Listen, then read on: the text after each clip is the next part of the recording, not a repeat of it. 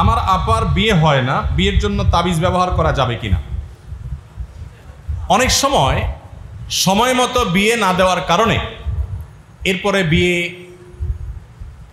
ব্যাটে বলে আর হয় না, উপযুক্ত ছেলে মেলানো যায় না। বিশেষ করে একটা সমস্যা আমি দেখতে পাচ্ছি ইদানিং, অনেক ছেলের বাবারা এসে আমার পরিচিত যারা, তারা বলে যে ভাই একটা মেয়ে দেখেন তো। আরেকটা মেয়ের বাবার সাথে পরিচয় আছে, ওই মেয়ের সিভি যদি দেই, দেখে বলে বয়স তো বেশি, আমার ছেলের সাথে ম্যাচ করে না। কদিন আগে একজন আমার অফিসে আসছেন, 2-3টা সিভি দিলাম বেচারাকে, যতগুলাই দিলাম, বলতেছে ভাই আমার ছেলের চাইতে মেয়ের বয়স আরো বেশি, আপনি কি দিলেন এটা?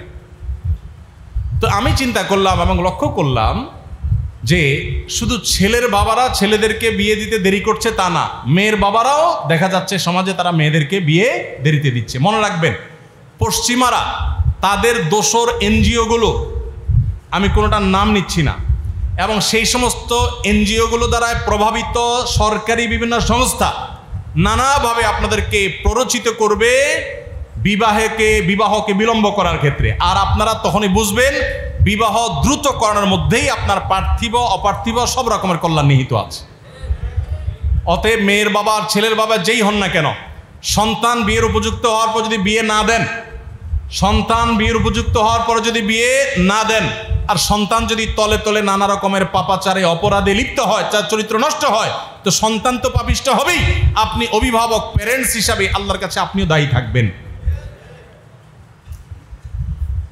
সময় মতো বিয়ে দেওয়া হয় না। আপনি ডাক্তারখানায় চলে যান, হসপিটালগুলোতে চলে যান, দেখবেন বন্ধাত্বের পরিমাণ এত বাড়ছে বাংলাদেশে, ঘরে ঘরে বন্ধা, সন্তান হয় না। এর অন্য সব কারণের মধ্যে একটা কারণ এটাও লেট ম্যারেজ, অনেক দেরি করে বিয়ে দেওয়া হয়। দাম্পত্য জীবনে যে শান্তি নেই আমাদের সমাজে, কলহ প্রচণ্ড রকমের বেড়ে গেছে, রেশিওগুলো অনেক বেশি। এর অন্যতম একটা কারণ যে দাম্পত্য সম্পর্ক কেন ভালো হচ্ছে না, কেন নষ্ট হয়ে যাচ্ছে আমাদের সম্পর্কগুলো, এর একটা বড় কারণ হলো এই লেট ম্যারেজ, দেরিতে বিয়ে।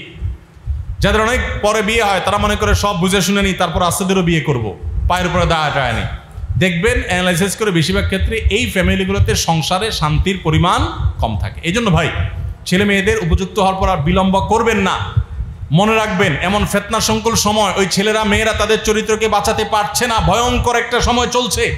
বিধায় এই সব পরিস্থিতিতে তাদের চরিত্র রক্ষার একমাত্র সমাধান হলো তাদেরকে দ্রুত ছেলেদেরকে কাজে লাগান, মেয়েদেরকে উপযুক্ত হওয়ার পর ছেলে মেয়ে উভয়কে বিয়ের উদ্যোগ নেন। এটার কোনো বিকল্প পথ আর নেই। আল্লাহ আমাদেরকে বুঝার তৌফিক দান করুন।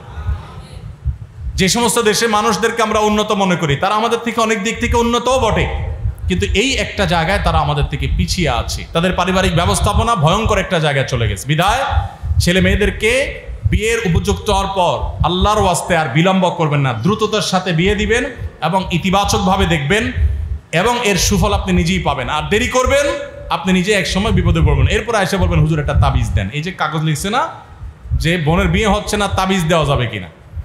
যাই হোক, এবার মূল প্রশ্ন উত্তরে আসি। নবী করিম সাল্লাল্লাহু আলাইহি ওয়াসাল্লাম কখনো তাবিজ ব্যবহার করেন নাই, তাবিজ কারোর কাছ থেকে নেন নাই, কোনো সাহাবীদের দিয়ে লেখা তাবিজ ব্যবহার করেন নাই, কাউকে দেন নাই। তাবিজ এটা নবী করিম সাল্লাল্লাহু আলাইহি ওয়াসাল্লামের প্রেসক্রিপশনের আইটেম না।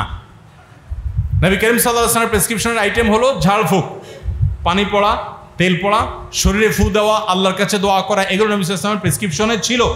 কোনো তাবিজ লিখে ঝুলানো এটা নবী সাল্লাল্লাহু আলাইহি ওয়াসাল্লাম কখনো আমল করেন নাই। এটা যে নবী সাল্লাল্লাহু আলাইহি ওয়াসাল্লামের সুন্নাহ না, এই ব্যাপারে কোনো সন্দেহ নাই। বিধায় প্রয়োজনে রুকিয়া করতে পারেন। অনেক সময় দেখা যায় বিয়ে বন্ধ করার জন্য, বিয়ে না হওয়ার জন্য সেহের করা হয়, অতএব সেগুলো কাটাবার জন্য রুকিয়া করতে পারেন, ঝাড়ফুঁক করতে পারেন। শরঈ ঝাড়ফুঁক, রুকিয়া শরঈয়া সোশ্যাল মিডিয়াতে খুঁজলে পাবেন।